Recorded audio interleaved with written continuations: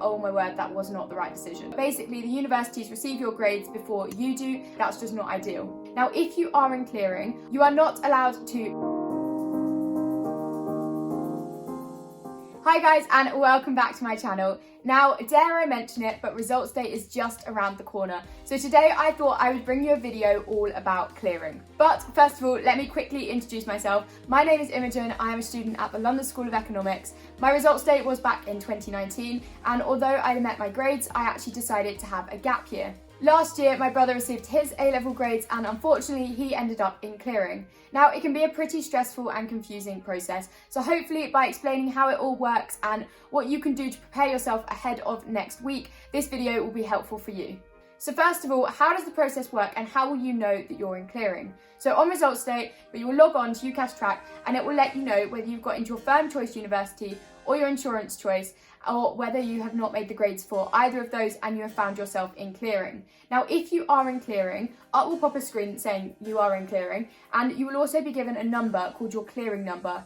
This is really important for another step later in the process. It's also important to note that your clearing number is different from your UCAS ID, however you will need both of them for clearing. Once you know you're in clearing, the first thing that you need to do is go onto the UCAS website, go onto the clearing website and see which courses are available to you. Now, I would encourage you to have a bit of an open mind when it comes to looking at different courses, because if you've been rejected from your firm choice course or your insurance choice course, there's a reason they've rejected you and you're not going to be able to get onto that exact course at that exact university. Importantly, you can actually do this step ahead of results day because the clearing website is live from now onwards. I will leave a link to it down below, but basically the universities receive your grades before you do, and so they actually know how many people have made it onto their course and therefore how many spaces they have left for clearing. Even if you've got a little idea of what courses you might want before results day, it's still a really good idea to have a look on results day itself, because the clearing website is updated constantly as students receive places, as people decide that they're going to go through maybe the adjustment process,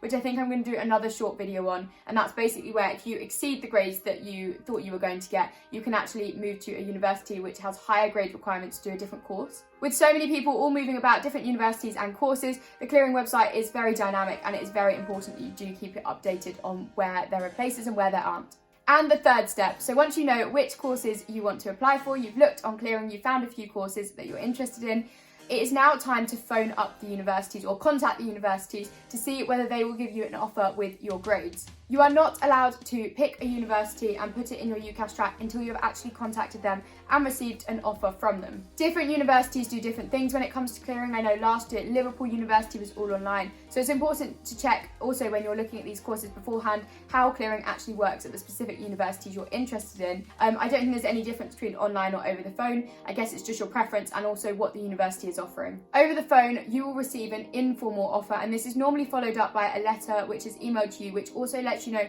how long you have to accept that clearing place. You are allowed to receive as many different offers as you want for clearing, and my best advice here is just to be really open-minded, try and get as many different offers as you can, and do be a little bit aspirational. There's a reason these courses are in clearing. They haven't got enough students on them yet, they haven't filled their places. So there's no harm in asking. And before you accept a clearing offer and firm it in track, it is really important that you ask about accommodation options or look into accommodation options. I'm going to talk a bit more about that in the tips section in just a minute. And make sure you know which university you're actually applying to. If you haven't looked at it beforehand, have a quick look around the website, go on a little virtual open day. I'm sure most of the universities have that. It's really important that you know about what the next 3 years is going to entail before you rush into a decision and decide that you want to go to that university and firm it in UCAS and then go, oh my word, that was not the right decision. So step number 4, you've got permission from the university, so you can add your clearing choice in UCAS track.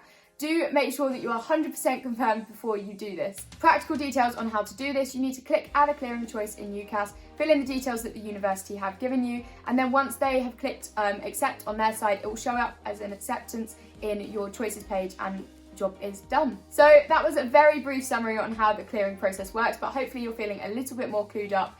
And now onto the second section of this video, which is tips and advice.